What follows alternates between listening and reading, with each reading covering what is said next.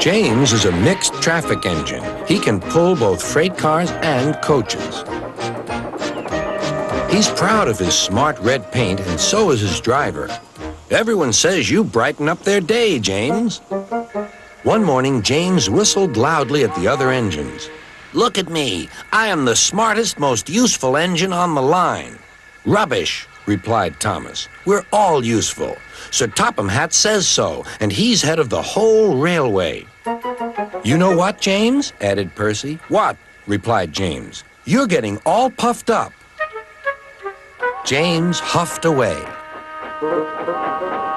Later, he was still boasting. I'm the pride of the line. I saw you pulling freight cars, snorted Gordon. You're only a goods engine. I pull coaches, too. Not as much as I do. But Sir Topham Hatt has plans for me. James was only making this up, but Gordon believed him. What plans? Wait and see. Oh dear, he thought. Now what'll I do? Thomas was shunting shining new coaches. Good morning, James. Are those coaches for me? Asked James hopefully. No, these are for Gordon's Express. I'll fetch your freight cars next. But James was going to play a trick on the other engines. Actually, Thomas, I'm taking the coaches. Sir Topham Hatt asked me to tell you. What about the cars? Asked Thomas. Give them to Gordon. Come on, Thomas, said his driver. Orders are orders. So when James's driver returned, James was coupled to the coaches and he puffed away.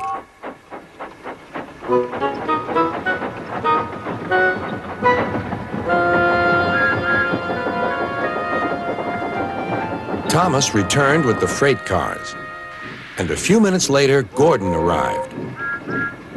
Where's the express? Thomas told him about James. And so here are your cars.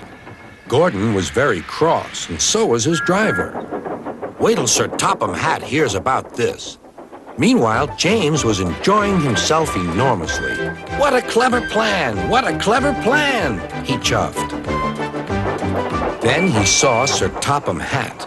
Some jokes are funny, but not this one, James. You have caused confusion. Yes, sir, said James. You will now stay in your shed until you are wanted.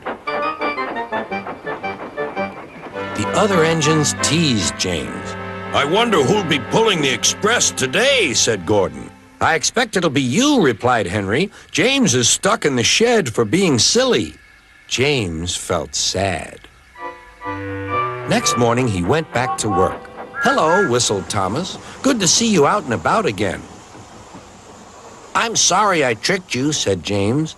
Are these my cars? Yes, replied Thomas kindly. They are pleased to have you back. James set off to the harbor with his train of freight cars. He bustled about all day, pushing and pulling them into place.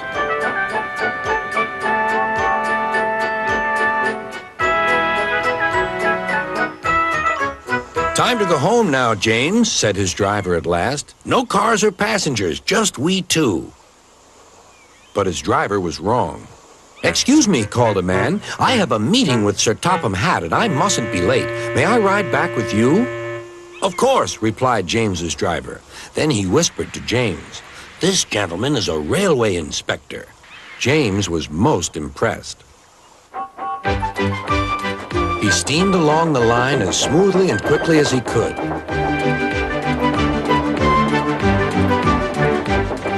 Sir Topham Hatt was waiting on the platform, and the railway inspector greeted him warmly. This clever engine gave me a splendid ride. You must be proud of him.